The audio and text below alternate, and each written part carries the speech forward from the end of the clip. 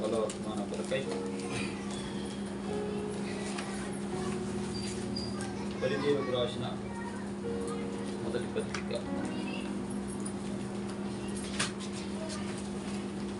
11వ అధ్యాయం 24వ వచనం 25వ వచనం మార్చి చదువుకుందాం. కొరింథీయులకు రాసిన మొదటి పత్రిక 11వ అధ్యాయం 24, 25వ వచనం మార్చి చదువుకుందాం. దానిని విరిచి, ఇది మీ కొరకైన నా శరీరం, నన్ను జ్ఞాపకం చేసుకున్నట్టుకై దీనిని చేయుడని చెప్పెను.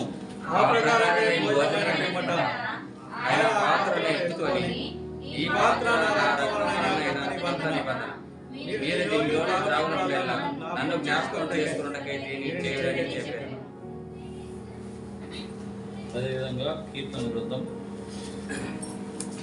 106వ అధ్యాయం కీర్తనలు 106, 22వ వచనం అందరం కూడా కలిసి చదువుతున్నాం. కీర్తనలు 106, 22వ వచనాన్ని అందరం కూడా కలిసి చదువుకుందాం. ఎర్ర సముద్రం వద్ద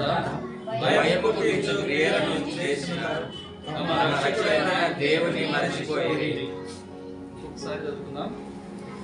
ఎర్ర సముద్రం వద్ద భయము పుట్టించు క్రియలను చేసిన మన దేవుని మరచిపోయి. ప్రార్థన చేసుకుందాం. ప్రభు సహాయం కొరకై ప్రేమ కలిగిన మా ప్రియ పరలోక తండ్రి, కృపగల ప్రభువా, సర్వశక్తి గల దేవ, ఎల్షద్దై ప్రభువా, నీ పాదములకు స్తోత్రాలు, వందనాలు, కృతజ్ఞతాస్తులు చెల్లించుకుంటున్నాను. అబ్రహామును పిలిచినావు ప్రభు, మరి నీ పిలుపును అందుకని అబ్రహాము ఏమాత్రం వెనుకకు అడుగేయక ప్రభువా నిన్ను వెంబడిస్తూ వచ్చినాడు. అదేవిధంగా అబ్రహాం ప్రభువా మరి సన్నిధిలో నిందారహితుడిగా ఉంటూ వచ్చినాడు. అందును బట్టి ప్రభువా మరి మీరు చేసినటువంటి నిబంధనను, వాగ్దానమును నెరవేర్చిన దేవుడుగా ఉన్నావు ప్రభువా, నీకు స్తోత్రం. నా జీవితంలో నన్ను పిలిచినావు ప్రభువా, స్తోత్రము.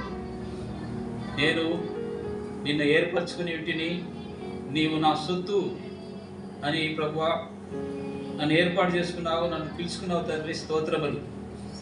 ఈ పరిచర్యలో వాడుకుంటున్నావు, అందును బట్టి వందనాలు నాయన. ఇగో ప్రభువా మరి 12 మంది శిష్యులను పిలిచి వారిని మరి ఆయా ప్రాంతాలకు పంపుతూ వారికి దయ్యముల మీద అధికారం, ప్రతి విధమైన వ్యాధి రోగము నయం చేయగలుగుటకు కావలసినటువంటి శక్తిని వారికి ఇచ్చి పంపించినావు దేవా. మా జీవితాల్లో మీరు కూడా ప్రభువా మాకు ఇచ్చినటువంటి తలాంతుని బట్టి, వరాలను బట్టి ఈ వందనాలు, స్తోత్రాలు చెల్లించుకుంటున్నాం. ఈ దినం ప్రభువా మరి నీ సన్నిధిలో నిలబట్టున్నావు, అందరు బట్టి వందనాలు. అల్పుడను, అయోగ్యుడను దేవా, నీ నోటికి నన్ను బూరగా వాడుకోనండి ప్రభువా. మరి ఏమి బోధించాలనో మీరు బయలుపరచండి. అదేవిధంగా ప్రభువా మరి మీరు విడుదల చేసే వాక్యాన్ని వినగలిగిన చెవులు, గ్రహించగలిగిన మనసు నీ బిడ్డలందరికీ దయచేయమని ప్రార్థిస్తున్నాను. నీ సన్నిధిలో భయము, భక్తి కలిగి క్రమముగా మర్యాదగా జరిగించుటకు సహాయం చేయమని మా ప్రభువును రక్షకునైన యేసుక్రీస్తు ప్రభు నామమున ప్రార్థించి వేడుకొనుచున్నాను తండ్రి, ఆమేన్. ప్రియమైనటువంటి సహోదరి సహోదరులారా, ఈ దినము చేరి వచ్చిన మీ అందరికీ నా యొక్క వందనాలు తెలియజేసుకుంటున్నాను. మనము చదువుకున్నటువంటి లేఖన భావం చూసినట్లయితే మొదటిగా కొరింథీయులకు రాసిన మొదటి పత్రిక 11వ అధ్యాయము 24, 25 వచనాలు మనం చూసినట్లయితే చదవండి ఎవరైనా.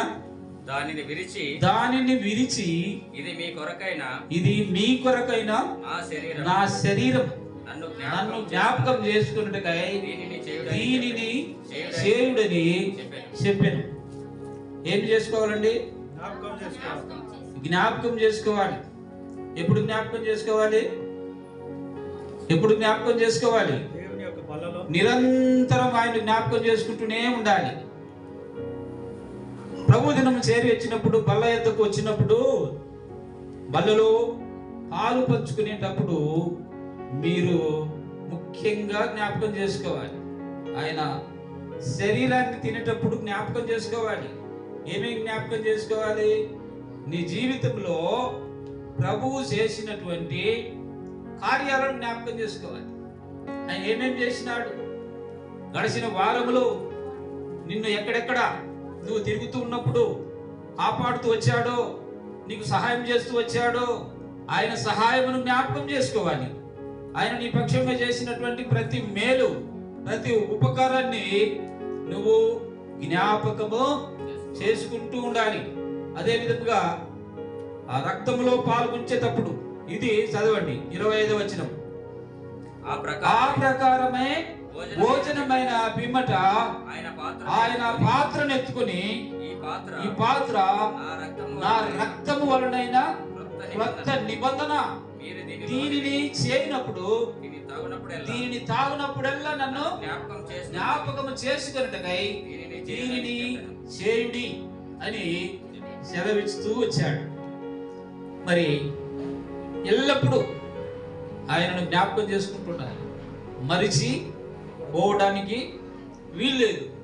రెండవదిగా మనం చూసినట్లయితే కీర్తన గ్రంథము 106వ అధ్యాయము 22వ వచనాన్ని మనం చూసినట్లయితే, కీర్తనలు ఎర్ర సముద్రమునొద్ద భయము పుట్టించు క్రియలను చేసిన తమ రక్షకుడైన దేవుని మరిచిపోయిరి. అక్కడేమో జ్ఞాపకం చేసుకోమంటున్నాడు, ఇక్కడేమంటున్నాడు? మరిచిపోయిరి. మీరు ఏమేమి మర్చిపోయారు? దేవుని సన్నిధికి చేర్చిన మీ జీవితాలను ఒకసారి పరీక్షించుకున్నట్లయితే ఏం మర్చిపోయారు అనేది చాలా ప్రాముఖ్యమైనటువంటి విషయం. మరవకూడదు. ఏం మరవకూడదు? దేవుడు చేసినటువంటి ఆశ్చర్య క్రియలు, అద్భుతాలు, నీ జీవితంలో దేవుడు ఏమేం చేసి ఉన్నాడో వాటిని మరిచిపోకూడదు.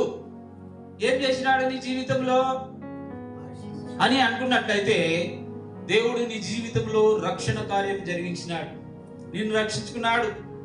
నీవు రక్షణ పొందుటకై, నిన్ను రక్షించుటకై ఆయన పరలోకం విడిచి కిందికి వచ్చినాడు.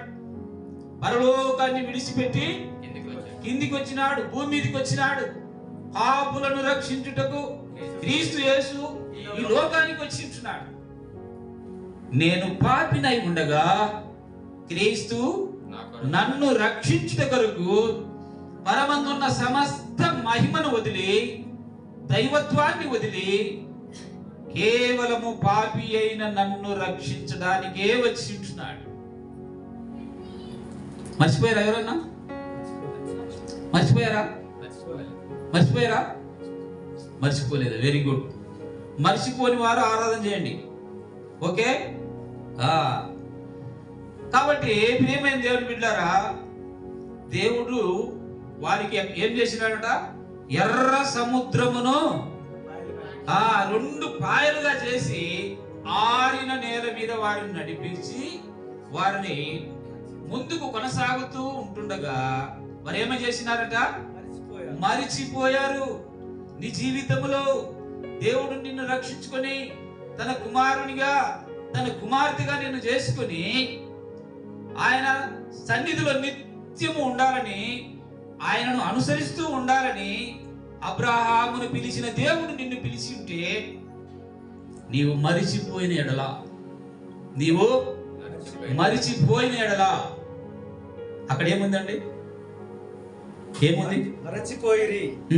అప్పుడు ఆయన నేను వారిని నశింపజేసే. జాగ్రత్త ప్రియులారా, మరిచిపోయిన ఎడల ఏం చేస్తాడంట ఆయన? నశింపజేస్తాడు. సో ఎప్పుడు కూడా దేవుని సన్నిధిలో మరిచిపో, దేవుని సన్నిధిని మర్చిపోకూడదు. దేవుని సన్నిధికి రావటం అనేది మర్చిపోకూడదు. మన జీవితాలలో మర్చిపోతుంటాం. ఒకవేళ ఆ విధంగా మర్చిపోతే దేవుడు ఏం చేస్తాడట? నశింపజేస్తాడు. జాగ్రత్త ప్రియులరా. కాబట్టి ప్రతి సండే రావడానికి ప్రయత్నం చేయండి. డ్యూటీ ఉందని, ఎమర్జెన్సీ ఉందని కాదు ప్రియులరా. దేవుని బల్లలో పాల్గొనుటకు, పాలు పంచుకోకపోవడానికి గల రెండు కారణాలు ఉన్నాయి. ఒకటి ఏంటంటే, దూర ప్రయాణం అయిపోతూ ఉన్నప్పుడు ప్రయాణములో ఉన్నవారు ప్రభు బల్లలో పాలు పంచుకోలేరు. అదేవిధంగా వ్యాధిగ్రస్తులై బెడ్ రిడన్ అయితే వారు కూడా పాలు పంచుకోలేరు. ఈ రెండు కారణాలు తప్ప నీ జీవితంలో బల్లలో ప్రవేశించకపోతే, బల్లలో పాలు పంచుకోకపోతే ఇప్పుడు ఏం చేసినాడంటే అక్కడ జాగ్రత్త ప్రియులారా. దేవుని సన్నిధిలో ఎంతో భయం ఉండాలా, భయంతో పాటు భక్తి ఉండాలా. ఇవి రెండు లేకుండా టైం పాస్ గా నేను దేవుని నమ్ముకున్నానంటే కుదరదు. టైం పాస్ గా నేను వస్తున్నానంటే కుదరదు. దేవుని సన్నిధిలో నువ్వు శాపగ్రస్తులు అవుతావు. అదే కాదు, దేవుడు నిన్ను ఏం చేస్తాడట? నశింపజేస్తాడు. కాబట్టి దేవుని మరిచినటువంటి వారు ఏమైనారు, ఏమి సంగతి అనేది మనం చూసుకున్నట్లయితే, మొదటిగా చూడండి హోషేయ గ్రంథము 8వ అధ్యాయం 14వ వచనం చూడండి. హోషేయ 8:14 చూడండి. ఇశ్రాయేలు వారు తమకే నగరులను కట్టించుకొని చూసారా ప్రియులారా, ఇశ్రాయేలు ప్రజలు తమకే నగరులు కట్టించుకొని తమ సృష్టికర్త అయిన దేవుని చూసారా ప్రియులారా. ఎవరు మరిచారు? ఇశ్రాయేలు ప్రజలు మరిచారు. ఏం చేసి మరిచారు? వాళ్ళు వారి సొంతం స్వలాభం కొరకు కట్టించుకొని ప్రభువును మరిచారు.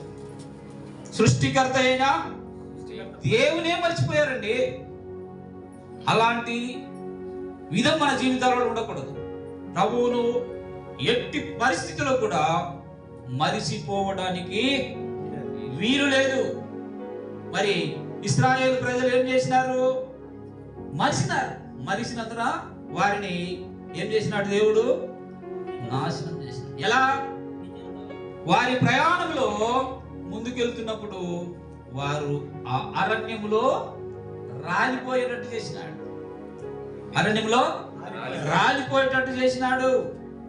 కనుక దేవుని సన్నిధిలో ఆయనను మరిచిపోయి ఆయనకు అవిధేయులుగా మనం ఉన్నట్లయితే ఆయన నశింపజేస్తాడు, రాలగొట్టేస్తాడు నిన్ను. అరణ్యంలో రాలిపోతావు. జాగ్రత్త ప్రియులారా. రెండవదిగా మనం చూసినట్లయితే కీర్తన గ్రంథము 78వ అధ్యాయం, కీర్తనలు 78 11వ వచనం చూడండి. ఆయన క్రియలను ఆయన వారికి చూపిన తన ఆశ్చర్య క్రియలను వారు మర్చిపోయి. చూసారా ఏమేమి ఆశ్చర్య క్రియలు చేశారు? ప్రభు వారి మధ్యలో ఎర్ర సముద్రాన్ని 2 పాయలుగా చేశాడు. ఆ తర్వాత నీళ్లు లేవు అంటే నీళ్ళని ఇచ్చాడు. ఆహారం లేదు అంటే ఆహారాన్ని ఇచ్చాడు. మాంసం లేదు, మాంసం ఇచ్చాడు. వారికి కావలసిన అన్ని దేవుడు చూస్తున్నాడు. ఏమైనా తక్కువ చేశాడా? మార్గ మధ్యంలో ఏమైనా తక్కువ చేశాడా? ఏమి తక్కువ చేయలేదు. అలాంటి దేవుణ్ణి ఏం చేసినారట? వాళ్ళు మరిచిపోయినారు. నీ రక్షణ జీవితంలో దేవుడు నీకు చేసినటువంటి మేలులు, ఉపకారములు, ఆయన ఆశ్చర్య క్రియలు, ఆయన అద్భుతాలు నీ జీవితంలో నువ్వు రుచి చూసిన తర్వాత ఆయనను మర్చిపోతే వీళ్ళ పరిస్థితి చాలా ఘోరంగా ఉంటుంది. పరిస్థితి ఎలా ఉంటుంది? నాశనం అయిపోతారు, నశింపజేస్తాడు దేవుడు. కనుక ఆ పరిస్థితి ఒక విశ్వాసులుగా మనకు రాకూడదు. దేవుని రక్తములో అడగబడినటువంటి మన జీవితాలలో దేవుని ఏ పరిస్థితిలో కూడా మరిచిపోవడానికి వీలు లేదు. సృష్టికర్తను మరిచారు ఇశ్రాయేలు ప్రజలు, తర్వాత ఆశ్చర్య క్రియలను మరిచిపోయారు. మూడవదిగా చూసినట్లయితే యెషయా గ్రంథం చూడండి, 17వ అధ్యాయము 10వ వచనం. యెషయా గ్రంథము 17వ అధ్యాయము 10వ వచనాన్ని చూడండి ఒకసారి. ఏలయనగా నీ రక్షణకర్తయగు నీ దేవుని మరిచిపోతుంది. అబ్బా, చూశారండి, ఎవరట ఆయన? నిన్ను రక్షించుకున్నాడు. నీ రక్షణకర్త ఆయన, నీ రక్షణకర్త, నీ సృష్టికర్త అయిన దేవుని నీవు ఏమైందట? మరిచినావు.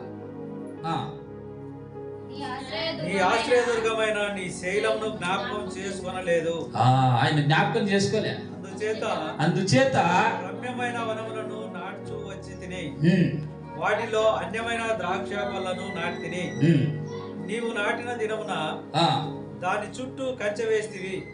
ప్రొద్దున నీవు వేసిన విత్తనములను పుష్పింపజేస్తివి. గొప్ప గాయములను మికుటమైన బాధను కలుగు దినమున పంట కుప్పలుగా కూర్చబడును. కాబట్టి ప్రియమైనటువంటి దేవుని బిడ్డలారా, సృష్టికర్త ఆయన. He is a creator. ఆయన సృష్టికర్త. ఆయన saviour. He is a saviour. నిన్ను సృష్టించినాడు, అదే సమయంలో నిన్ను రక్షించినాడు. నీ రక్షకుడు ఆయన. ఏమిటికి? వారిని తమ పాపముల నుండి ఆయన విడిపించును గనుక ఆయనకు యేసు అని పేరు పెట్టబడును. యేసు అనగా రక్షకుడు. ఆయన ఏం చేస్తారట? తన ప్రజలను వారి పాపముల నుండి విడిపించేవాడు. కాబట్టి ఆయన మన రక్షకుడు. ఆయన మన సృష్టికర్త, మన ఆశ్చర్యక్రియలను చేసే దేవుడు, తర్వాత మన రక్షకుడు. ఆయన మన రక్షకుడు. ఆయనను మర్చిపోకూడదు. తర్వాత మర్చినటువంటి పరిస్థితి ఏంటో చూద్దాం. హోషేయ గ్రంథం 4వ అధ్యాయం 6వ వచనం మనం చూసినట్లయితే, హోషేయ గ్రంథము 4వ అధ్యాయము 6వ వచనాన్ని మనం చూసినట్లయితే చూడండి, అక్కడ ఏం మర్చారు అనేది మనం చూద్దాం. నా జనులు జ్ఞానము లేని వారై నీవు జ్ఞానమును విసర్జించి ఉన్నావు కనుక నాకు యాజకుడు కాకుండా నేను నిన్ను విసర్జిస్తున్నాను. నీవు నీ దేవుని ధర్మశాస్త్రమును మరిచితివి గనుక. అది చూశారా ప్రియులారా? నీవు దేవుణ్ణి మరిచినట్లయితే దేవుడు ఏం చేస్తాడట? నిన్ను కూడా మర్చిపోతాడు. నీవు if you forget God, God will forget you. నీవు దేవుని మరిచిన ఎడల దేవుడు నిన్ను మారుస్తాడు. చదవండి. నీవు ధర్మశాస్త్రమును మరిచిన ఎడల నేను నీ కుమారులను మరుతును. చూశారా? కాబట్టి ధర్మశాస్త్రం అంటే ఏంటి? పరిశుద్ధ గ్రంథం, దేవుని వాక్యం. దేవుని వాక్యాన్ని నువ్వు మర్చిపోతే, అంటే మర్చిపోవడం అంటే చదవడం మర్చిపోతే, దేవుని వాక్యాన్ని చదవడం మర్చిపోతే దేవుడు ఏం చేస్తాడట? నీ పిల్లలను కూడా మర్చిపోతాడు. కనుక ప్రియమైనటువంటి దేవుని బిడ్డలారా, మన విశ్వాస జీవితంలో దేవుడు మన సృష్టికర్త, మన రక్షకుడు, మన రక్షకుడు. తర్వాత మనం ఏం చేయాలట? ఆయన ఆశ్చర్యక్రియలను మర్చిపోకూడదు. ఆయన ఆశ్చర్యక్రియలను మర్చిపోకూడదు. ఆయన ధర్మశాస్త్రమును మర్చిపో. నువ్వేం చేసినా దేవుడు, నువ్వు మర్చిపోయినట్లయితే దేవుడు నిన్ను మర్చిపోతాడు. దేవుడు నిన్ను మర్చిపోతాడు. చూడండి ఇంకొకటి, ద్వితీయోపదేశకాండం 8వ అధ్యాయం చూడండి ఒకసారి, 11వ వచనం. ద్వితీయోపదేశకాండము 8వ అధ్యాయము 11వ వచనాన్ని చూడండి. నేను నీకు ఆజ్ఞాపించు ఆయన ఆజ్ఞలను కట్టడలను నీవు అనుసరింపగా నీ దేవుడైన యెహోవాను మరచి కడుపార తిని మంచి ఇల్లు కట్టించుకొని వాటిలో నివసింపగా. చాలండి. ఇక్కడ మనం చూస్తే ఆయనను మరిస్తే ఏమిటండి, నీ దేవుని నువ్వు మరిచినట్లయితే, కడుపార తిని నీవు ఇల్లు కట్టుకున్నట్లయితే దేవుడు ఏం చేస్తాడట? మరిస్తే నీ పశువులు, నీ గొర్రె మేకలు,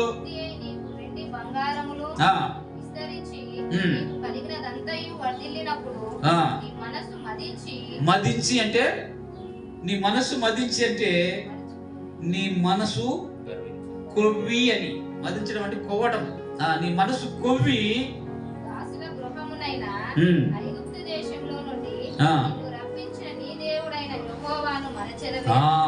నీ దేవుని మరిచినావు.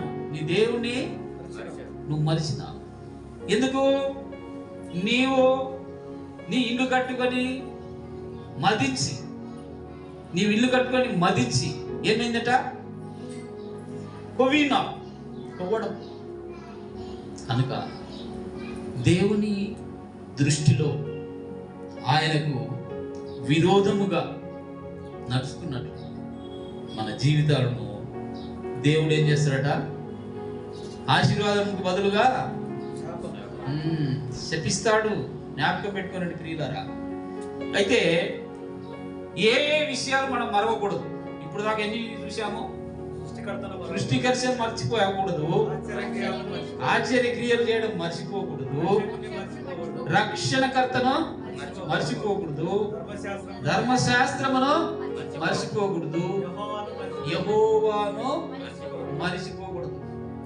పరీక్షించుకోవాలి. నిజంగా నువ్వు ఈ 5 విషయాలలో మర్చినావా? మరిస్తే ఏంటి పరిస్థితి అనేది చూద్దాం. తర్వాత ఏమిటి మనం మరవకూడదు అన్నది చూసినట్లయితే ఇదే ద్వితీయోపదేశకాండం 4వ అధ్యాయంలో మనం చూస్తాం. 23వ వచనం. ద్వితీయోపదేశకాండము 4వ అధ్యాయంలో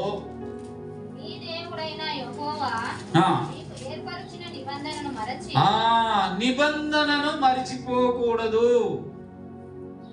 నీ జీవితంలో దేవుడు నీకు నిబంధన చేశాడు.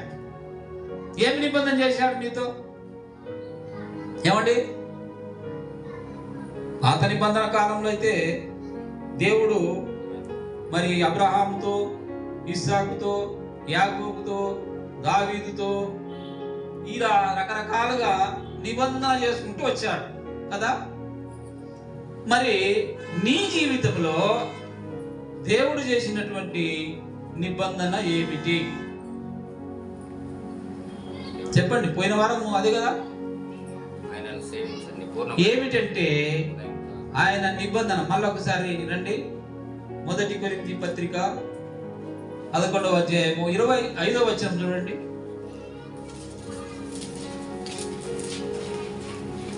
ఆ ప్రకారమే భోజనమైన పిమ్మట ఆయన పాత్రను ఎత్తుకొని, ఈ పాత్ర నా రక్తం వలనైన కొత్త నిబంధన. ఏం నిబంధన అండి?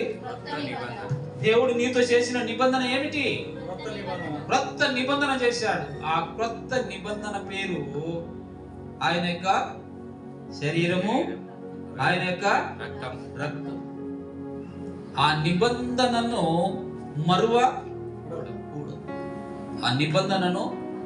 మరువకూడదు. యోగ్యమైన విధానములో ఆయన యొక్క శరీరములో, ఆయన యొక్క రక్తములో పాలు పంచుకోవటమే ఏమిటి? క్రొత్త నిబంధన. ఈ నిబంధనను మీరితే మరి దీనికి ఏముంటుంది? ఫలితం ఏముంటుందండి? నిత్య జీవం కోల్పోతాను. ఎవడు నా శరీరమును తినునో నా రక్తమును త్రాగునో వాడు నిత్య జీవము కలవాడు. అది శరీర రక్తాలలో నువ్వు పాలు పంచుకొనకపోతే నువ్వేం పోగొట్టుకుంటావు? నిత్య జీవాన్ని పోగొట్టుకుంటావు. You will lose your eternal life. నీ యొక్క నిత్య జీవాన్ని నీవు పోగొట్టుకుంటావు. కాబట్టి చాలా మంది ఏమనుకుంటారు తెలుసా? ఏమనుకుంటారు చెప్పండి? కొన్ని సంఘాలలో పండుగలకు మాత్రమే ఇస్తారు కదా, మరి వారి పరిస్థితి ఏంటి అని అంటారా అన్నారా? ఆ పరిస్థితి పైన పోయిన తర్వాత తెలుస్తుంది. కొన్ని సంఘాలలో మొదటి రోజు, మొదటి నెలలో మొదటి రోజు, నెలలో మొదటి ఆదివారం నాడు వాళ్ళలో పాలు పంచుకుంటారు. అంటే ఎన్ని రోజులు అవుతుంది సంవత్సరానికి? 12 రోజులు. సంవత్సరానికి 52 రోజులు అవుతుంది. ఎన్ని రోజులు? 52 రోజులు. సార్లు అనుకుంటారు జాలండి మాకు 52 రోజులు. ఇంకా కొంతమంది ఏమనుకుంటారు తెలుసా? పండుగలే. ఎన్ని పండుగలు ఉన్నాయి? 2. ఏంటి? క్రిస్మస్ రోజు తీసుకుంటారండి, బలలో పాల్గొంటారు. ఎప్పుడు? క్రిస్మస్ రోజు. తిరిగి మళ్ళా ఎప్పుడు? ఈస్టర్ రోజు పాలు పంచుకుంటారు. అది సంతోషమే, ఇది సంతోషమే. అది క్రీస్తు పుట్టినాడని చెప్పేసి ఆ రోజు సంతోషంతో గంతులేస్తూ ఎగురుతూ పుచ్చుకుంటారు. మరి ఈస్టర్ రోజు నా దేవుడు లేచినండి అని పాలు పంచుకుంటారు. ఇంత పాలు పంచుకోవాల్సింది దేనిలో? ఆయన శరీర రక్తాల్లో పాలు పంచుకోవాలి. అసలు గుడ్ ఫ్రైడే రోజే నువ్వు రాలేదు, నీకు ఆయన శరీర రక్తాల్లో పాలు పంచుకునే అవకాశం ఎక్కడిది? ఆ అర్హత ఎక్కడిది? ఉంటుందా చెప్పండి? కాబట్టి అర్హత అనేది ఉండాలి. ఆ శరీర రక్తాలలో పాలు పంచుకున్నట్టుకు అర్హత అనేది ఉండాలి. అది కోల్పోతే, తీసుకున్నట్లయితే, అర్హత లేకుండా పాలు పంచుకుంటే ఏమవుతుంది? రోగులు అవుతారు, శాపగ్రస్తులు అవుతారు, నిద్రిస్తారు కదా. ఎప్పుడు? అయోగ్యముగా పాల్గొంటే నీవు రోగస్తుడు అవుతావు, శాపగ్రస్తుడు అవుతావు, నిద్రిస్తావు. కనుక ఇది కూడా క్షమాపణ కాదు, ప్రభువు క్షమించేది కాదు అది. కాబట్టి మనం పరీక్షించుకోవాలి. ఆదివారం మనం టూర్ ప్రోగ్రామ్స్ వేసుకుంటుంటాం కదా, అక్కడికో ఇక్కడికో ఎక్కడికో పోతుంటాం. పోయినప్పుడు దేవుడు నేను లెక్క అడుగుతాడన్న విషయం నీకు తెలియకపోతే మరి నీ విశ్వాస జీవితాన్ని దినదినము కోల్పోవాల్సి వస్తుంది, లూజ్ అవుతుంది. పరీక్షించుకోండి ప్రియులారా. రెండవదిగా మనం చూసినట్లయితే చూడండి, సామెతల గ్రంథం 3వ అధ్యాయం 1వ వచనం చూడండి. సామెతల గ్రంథము 3వ అధ్యాయం 1వ వచనం.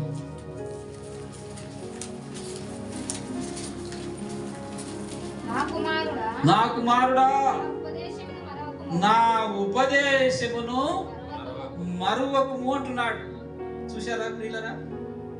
నా కుమారుడా, నా ఉపదేశమును మరువకుము. ఉపదేశం అంటే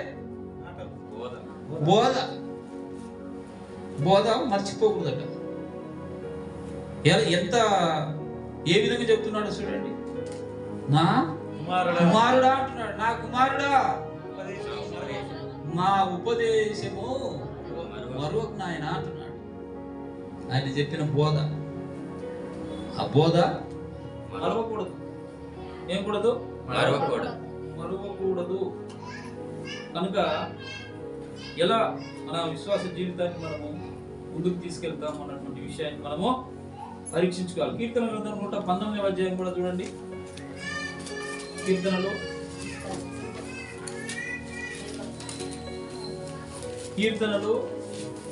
119వ అధ్యాయము 93వ వచనం చూడండి. నీ ఉపదేశం వలన నీవు నన్ను బ్రతికించితివి. చూసారా నేను ఎల్లప్పుడు చూసారా ఉపదేశం మర్చిపోవద్దంటున్నాడు. నా కుమారుడా నా ఉపదేశము మర్చిపోవద్దంటున్నాడు. నీ ఉపదేశం వలన నీవు నన్ను బ్రతికించితివి. నన్ను బ్రతికించు. నేను ఎన్నడూ వాటిని మరువను. నెవర్ నేను ఎప్పుడు కూడా వాటిని మరవను. నేను నీ ఉపదేశాన్ని నేను ఎప్పుడు కూడా మరిచిపో తీర్మానం చేసుకోవాలి. I will never forget your preaches O Lord అని చెప్పేసి ఆయన సన్నిధిలో ఏం చేయాలండి? ప్రభు సన్నిధిలో తీర్మానం చేసుకోవాలా. చూడండి కీర్తన గ్రంథం 103వ అధ్యాయంలో కూడా మనం చూస్తాం. 2వ వచనం ఏముంటుంది? ఆయన చేసిన ఉపకారములలో దేనిని కూడా మరిచిపోకూడదు. నీ జీవితంలో ఎన్నో మేలు చేశాడు, ఎన్నో ఉపకారాలు చేశాడు, వాటిని మర్చిపోతే ఏమవుతుంది చెప్పండి? మర్చిపోతే ఆయన కూడా మర్చిపోతాడు. నువ్వు మరిస్తే ఆయన మరుస్తాడు. కనుక ఆయన చేసిన మేలు ఉపకారాలు దేనిని కూడా మరవకూడదు. ఇంకా మర్చిపోతే ఒకటి ఉంది చూడండి. హెబ్రీయులకు రాసిన పత్రికలు చూస్తాం. హెబ్రీయులకు రాసిన పత్రిక 13వ అధ్యాయము 16వ వచనంలో మనం చూస్తాం. హెబ్రీ 13:16లో మనం చూస్తాం. చూడండి. ఉపకారము ధర్మమును చేయ మర్చిపోవద్దు. మీరు అట్టి యాగంలో దేవునికి ఇష్టమైన మీరు చేయాల్సింది ఏంది? ధర్మం చేయటం మర్చిపోకూడదు. ధర్మం చేయాలి. ధర్మం అంటే ఏంది? న్యాయం. ధర్మం అంటే న్యాయం చేయడం మీరు మర్చిపోకూడదు. ఉపకారం చేయడం మర్చిపోకూడదు. ధర్మము చేయడం కూడా మర్చిపోకూడదు. మొదటి వచనంలో కూడా ఉంటుంది చూడండి పైన. సహోదర ప్రేమ నిలవరముగా ఉండనీయుడి, ఆతిథ్యము చేయ మరవకుడి. మర్చిపోకూడదు. ఆతిథ్యం అంటే ఆతిథ్యం అంటే పోస్ట్ చేయడం అంటే భోజనము ఉపకారం ఆతిథ్యం చేయటము మర్చిపోకూడదు. ఉపకారం చేయడం మర్చిపోకూడదు. ఆతిథ్యం ధర్మం చేయడం మర్చిపోకూడదు. తర్వాత ఆతిథ్యము చేయడము మర్చిపోకూడదు. ఎన్నేని మొదటిది ఏంటి? ఆయన నిబంధనను మర్చిపోకూడదు. ఏం మర్చిపోకూడదు? ఆయన నిబంధనను మర్చిపోకూడదు. తర్వాత ఆయన ఉపదేశమును మర్చిపో. మూడవది ఆయన ఉపకారము మర్చిపో. ఆయన చేసిన ఉపకారాలు ఎప్పుడు కూడా మర్చిపోకూడదు. తర్వాత మనం చూస్తే ధర్మం చేయడం మర్చిపోకూడదు. ఆతిథ్యం చేయడం మర్చిపోతారా? మర్చిపోకూడదు. మరిస్తే ఒకవేళ మర్చిపోతే ఏమవుతుందని చూద్దామా? సరే చూడండి. కీర్తన గ్రంథం 9వ అధ్యాయం 17వ వచనం. కీర్తనలు 9:17 మనం చూసినట్లయితే చదవండి. ఎవరైనా కీర్తనలు దుష్టులను దేవుని మరచు జనులందరూ పాతాళమునకు దిగిపోవుదురు. శిక్ష అండి. దుష్టులను దేవుని మరచు జనులందరూ పాతాళమునకు దిగిపోవుదురు. మామూలుగా పాతాళం పోయేది ఎవరు? పాపం చేసిన వారు. మరి ఇక్కడ ఏమంటున్నాడు ఆయన? దేవుని మరిచిన వారు కూడా. దేవుని మరచు జనులందరూ. నీవు దేవుని మరిచిన ఎడలా ఎక్కడికి పోతావు? పాతాళము మర్చిపోతారు. దుష్టులను దేవుని మరిచిన వారందరూ పాతాళమునకు దిగిపోతారు. అబ్రహాము రొమ్మున ఉన్నటువంటి ఆ ధనవంతుడు పాతాళములో నరకములో ఉండి చూస్తున్నాడు. అబ్రహాము రొమ్మున ఉన్న లాజరును చూస్తున్నాడు. ఎందుకు చూస్తున్నాడు? నా బల్ల మీద నుండి పడిన రొట్టె ముక్కలు ఏరుకు తిని బతికినటువంటి లాజరు అబ్రహామును ఆనుకొని ఉన్నాడే. నేను ఇంత ధనవంతుడినై ఉండి పాతాళములో ఉన్నానే నేను అని చెప్పేసి అబ్రహామును అడుగుతున్నాడు. తండ్రి అయిన అబ్రహామా, ఆ లాజరును ఒకసారి పంపు, ఆయన చిటికెన వేలు నీటిలో ముంచి నాకు దాహం ఇవ్వటానికి పంపయ్యా అని అన్నాడు. ఏమైనా సాధ్యమవుతుందండి? ఎందుకు కాదు? వారి మధ్యలో అగాధం ఉంది. ఏమంటున్నాడు అబ్రహాము? ఇక్కడి వారు అక్కడికి, అక్కడి వారు ఇక్కడికి రాకుండుటకై మధ్యలో అగాధం ఉన్నది. మధ్యలో ఏమున్నది? అగాధం ఉన్నది. చూసారా? దుష్టులను దేవుని మరచువారు పాతాళమునకు దిగిపోతారండి. రెండవదిగా మనం చూస్తే యెహెజ్కేలు గ్రంథం చూడండి. యెహెజ్కేలు గ్రంథము 23వ అధ్యాయము 35వ వచనం. యెహెజ్కేలు 23:35లో మనం చూసినట్లయితే చదవండి. ప్రభువైన యెహోవా ఈ మాట సెలవిస్తున్నాడు, నీవు నన్ను మరచి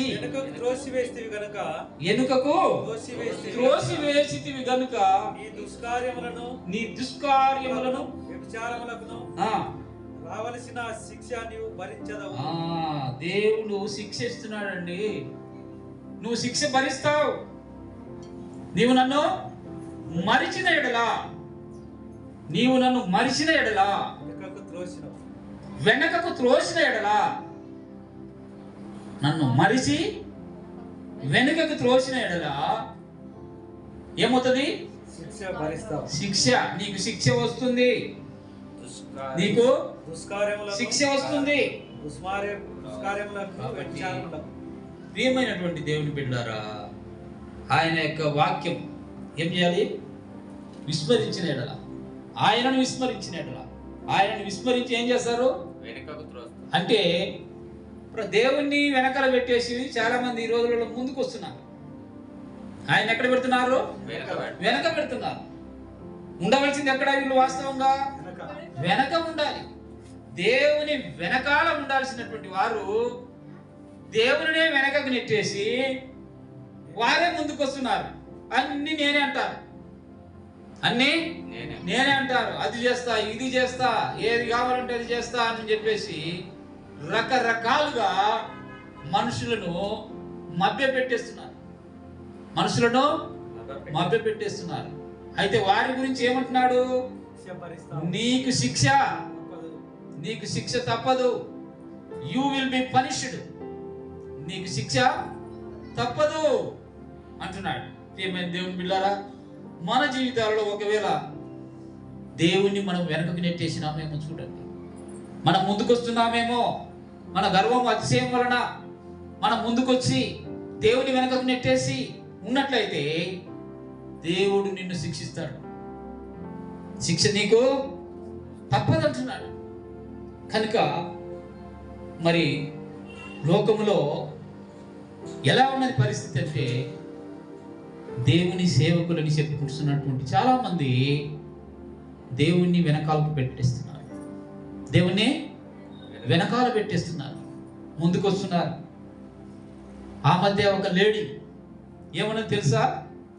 నేనే యేసు ప్రభువు అని చెప్పుకుంటూ వచ్చింది. నిజంగా ఆమె యేసు ప్రభువా కాదా? ఎందుకని? చెప్పింది కదా, అంత్యకాలంలో చివరి రోజులలో నా పేరు చెప్పేస్తారు, నేనే క్రీస్తునని చెప్తారు. You don't believe them. వారిని నువ్వు నమ్మవద్దన్నాడు. కానీ చాలా మంది ఈ రోజులలో వారినే నమ్ముతున్నారు. లేడీ రావటం ఏంది, నేనే యేసు ప్రభు అనటం ఏంది, అందరు పరిగెత్తుకుంటూ పోవడం ఏంది? యేసు ప్రభు జంట లేకపోతే ఫీమేలా మేలా? మేలే కదా. మేలైతే మరి ఆమె వచ్చి నేనే యేసుప్రభుని అంటే ఆమెను అమ్మ నువ్వు యేసుప్రభు అనాలా, లేకపోతే అయ్యా నువ్వు యేసుప్రభు అనాలా? అమ్మ అనాలా, అయ్యా అనాలా? యేసుప్రభు అమ్మ కాదు కదా, మరి ఎట్లంటారు చెప్పండి? అలాంటి పరిస్థితులు వస్తున్నాయి, నన్ను వెనకకు నెట్టేస్తున్నారు, వాళ్ళు ముందుకు వచ్చేస్తున్నారు, వారు శిక్ష తప్పదు, శిక్ష తప్పదు వారి జీవితంలో. ఇప్పుడు బాగానే ఉంటుంది, హాయిగా ఉంటుంది. ఎందుకు? అందరు వచ్చి వాళ్ళ కాళ్ళు మొక్కి నీళ్లు పోసి ఆ నీళ్లు తల మీద పోసుకొని అబ్బా యేసుప్రభు నేను చూసినాను అని చెప్పి 10 మందికి చెప్తారు. అది యేసుప్రభు ఏమంటున్నాడు? అనేకులు నా నామమును వస్తారు, నేనే క్రీస్తుని చెప్తారు. అరణ్యంలో ఉన్నాడంటే మీరు పోవద్దు, అక్కడ ఆయన ఉన్నాడు బజార్లో ఉన్నాడంటే మీరు పోవద్దు అన్నాడు. బజార్లో ఉన్నాడు యేసుప్రభు అంటే పోవద్దు, అరణ్యంలో యేసుప్రభు ఉన్నాడంటే మీరు పోవద్దు. వారు ఎవరంటే ఫేక్, అబద్ధ క్రీస్తు, అబద్ధ క్రీస్తు. వారి మాటలు ఏమాత్రమును మీరు నమ్మవద్దు, వినవద్దు వాళ్ళ మాటలని ప్రభువు చెప్తూ వచ్చాడు. కనుక మరి దేవుని మాటలు మనము వినాలి, మర్చిపోకూడదు. తర్వాత మనం చూసినట్లయితే ఇర్మియా గ్రంథం చూడండి, 18వ అధ్యాయం 15వ వచనం. ఇర్మియా గ్రంథము 18వ అధ్యాయము 15వ వచనాన్ని మనం ఒకసారి చూసినట్లయితే, అయితే ఏంటండి? నా ప్రజలు నన్ను మరిచి ఉన్నారు. దేనికంటే అండి? మాయ. మాయ అంటే ఏంది? మాయ అంటే ఏంది? కనబడడానికి, కనబడకుండా చెప్పండి. మాయ అంటే ఏంది? మ్యాజిక్. మాయ అంటే మ్యాజిక్. ఏం చేస్తారట? ఈ ప్రజలు ఏం చేస్తున్నారు? మాయకు ధూపం వేస్తున్నారు. నిజమైన దేవుణ్ణి, సర్వశక్తి గల దేవుణ్ణి, సృష్టికర్త అయిన దేవుణ్ణి, తర్వాత రక్షణకర్త అయిన దేవుణ్ణి మరిచిపోయి ఏం చేస్తున్నారండి? మాయకు ధూపం వేస్తున్నారు. మాయ. లోకంలో మనకంత సమస్య ఏంది? మాయే. ఈ లోకమంతా మాయే. ఈ మాయకు ధూపం వేస్తున్నారు. మాయకు ధూపం వేస్తున్నారు. ధూపం అంటే ప్రార్థన. ధూపం అంటే ఏంది? ధూపం అంటే పొగ, సాంబ్రాణి పొగ. ధూపం అంటే వేస్తున్నారు. వేస్తారా లేదా? ఏమా వేస్తున్నారా? వేయలేదా? బంద్ అయింది. ఓకే, మంచిది. కానీ ఇంకా బంద్ కాలేకుంటున్నారే, అది మాయనే. మాయకు ధూపం వేస్తున్నారు. అది ఏమవుతుంది? మాయకు ధూపం వేస్తే ఏమవుతుంది? విగ్రహారాధన. మాయకు ధూపం వేస్తే విగ్రహారాధన అవుతుంది. విగ్రహారాధన చేయకూడదని మనమే చేస్తే ఎట్లా? చేయొచ్చా? చేయకూడదు. కనుక ప్రియమైన దేవుని బిడ్డలారా, దేవుని వాక్యము మనకు ఏం చెప్తుంది? నేనే సృష్టికర్త, నేనే నీ రక్షకుడు, నేనే నిన్ను సృష్టించినటువంటి సృష్టికర్త. కాబట్టి నీవు పైనున్న ఆకాశం అందే గాని, కింద ఉన్న భూమి అందే గాని, భూమి కింద ఉన్న నీళ్ళ అందే గాని ఉండు దేని పోలికను చేసుకోకూడదు, వాటి రూపము చేసుకోకూడదు, వాటికి సాగిలా పడకూడదు, వాటికి నమస్కరించకూడదు. అది ఒకవేళ అది చేస్తే దేవుని కోపం వస్తుంది. దేవుని కోపం వస్తే ఏమవుతుంది? మనకు నాశనం వస్తుంది. కనుక ప్రియమైన దేవుని బిడ్డలారా, విశ్వాస జీవితం అనేది దినదినం ఏమో అలా ఉండాలంటే స్థిరంగా ఉండాలి. బండ పైన కట్టిన ఇల్లు వలె ఉండాలి, కానీ ఇసుక మీద కట్టిన ఇల్లు వలె ఉండకూడదు. పరీక్షించుకోవాలి. చివరిదిగా మనం చూసుకుందాం. చూడండి, యోబు గ్రంథంలో ఒక మాట చూసుకొని ముగించుకుందాం. యోబు గ్రంథము 8వ అధ్యాయం 12 చూడండి, 12-13. యోబు గ్రంథము అది కోయబడక ముందు బహు పచ్చగా ఉన్నది, కానీ ఇతర మొక్కల కంటే త్వరగా వాడిపోవు. దేవుని మరచు వారందరి గతి అట్లే ఉంటుంది. ఏముంటండి అది ఎలా ఉన్నదంట? ముందు పచ్చగా ఉంటది, ముందు పచ్చగా ఉంటది, తర్వాత కోసిన తర్వాత ఎండిపోతుంది. అది ముందు ఏమో పచ్చగా ఉంటది. ఏమిటది తెలుసా? ఏంటది? జమ్ము. జమ్ము చూసారా ఎవరైనా? చూసారా? మరొకసారి చదవండి, పైవచనం చూడండి. బురద లేకుండా జమ్ము పెరుగునా, బురద లేకుండా జమ్ము పెరుగునా, లేకుండా రెండు మొలచున. అది కోయబడక ముందు బహు పచ్చగానున్నది. అది జమ్ము ఎలా ఉంటదంటే నీళ్ళలో ఉంటది. అది ఎక్కడ ఉంటది? నీళ్ళలో. నీళ్ళల్లో పెరుగుతుంది. నీళ్ళల్లో పచ్చగా ఉంటది. అది నీళ్ళు ఎండిపోతే అది ఎండిపోతుంది. కాబట్టి ఇక్కడ ఏమంటున్నాడంటే వారు బురద లేకుండా జమ్ము పెరుగునా. బురద లేకుండా జమ్ము పెరగదు. నీళ్లు లేకుండా రెల్లు. రెల్లు చూసారా? దాంట్లో రెల్లు ఉంటుంది ఒకటి, చూసారా? జమ్ములో పైకి పెరిగినప్పుడు కంకిలాగా ఉంటది, కింది దాకా అది గట్టిగా దంటులాగా ఉంటది, స్ట్రే అలా ఉంటది. దాన్ని ఏమంటారు?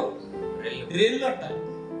చూడండి, బురద లేకుండా జమ్ము పెరుగునా, నీళ్లు లేకుండా రెల్లు మురుసున, అది కోయబడక ముందు పచ్చగా ఉన్నది, కానీ ఇతర మొక్కల కంటే త్వరగా వాడిపోవును. దేవుని మరచు వారందరి గతి అలాగే ఉంటుంది. దేవుని మర్చిపోయే వారందరి గతి ఎలా ఉంటుందంట? అలాగే ఉంటుంది. కాబట్టి ఇప్పుడు చెప్పండి, దేవుని మరిచిపోకూడదు. మరిచిపోతే మనం కూడా అలాగే ఉంటాం. ఎలాగా? రెల్లు ఎండిపోయినట్లు, జమ్ము ఎండిపోయినట్లు మనము కూడా ఉంటాం. ఎన్ని వచ్చినాయండి? ఎన్ని వచ్చినాయి? ఒకటి, పాతాళానికి దిగిపోతారు దేవుణ్ణి మర్చిపోయినట్లయితే, పాతాళానికి దిగిపోతారు. 2, శిక్ష భరించాల్సిందే వారు. అంతేగా, దేవుని మరిచినటువంటి వారు శిక్ష భరించాల్సిందే. 3వది, తొట్టిల్లిపోతారు. వాళ్ళు మర్చిపోయినట్లయితే ఏమైపోతారు? తొట్టిల్లిపోతారు. ఏ విధంగా? దేవుని వెనక్కి పెట్టి ముందుకొస్తారు. దేవుడు ఊరుకుంటాడా? ఊరుకోడు. తర్వాత చివరిగా 4వది, వాడిపోతారు. వాడిపోతారు కదా. కనుక దేవుని బిడ్డలారా, మన విశ్వాస జీవితంలో ఏ విధంగా ఉన్నది అనేది మనం పరీక్షించుకోవాలి. Before going to participate in the table, we have to examine ourselves whether our life is good or not. దేవుని సన్నిధిలో ప్రభు బలలో పాలు పంచుకునే ముందు మనల్ని మనం పరీక్షించుకోవాలి. మన జీవితము మంచిగా ఉందా లేదా అనేది మనం పరీక్షించుకొని అలాగు చేసి ఆ రొట్టెను తిని ఆ పాత్రలోనిది తాగవాలి. అందరం మోకరించండి, ప్రార్థన చేసుకుందాం.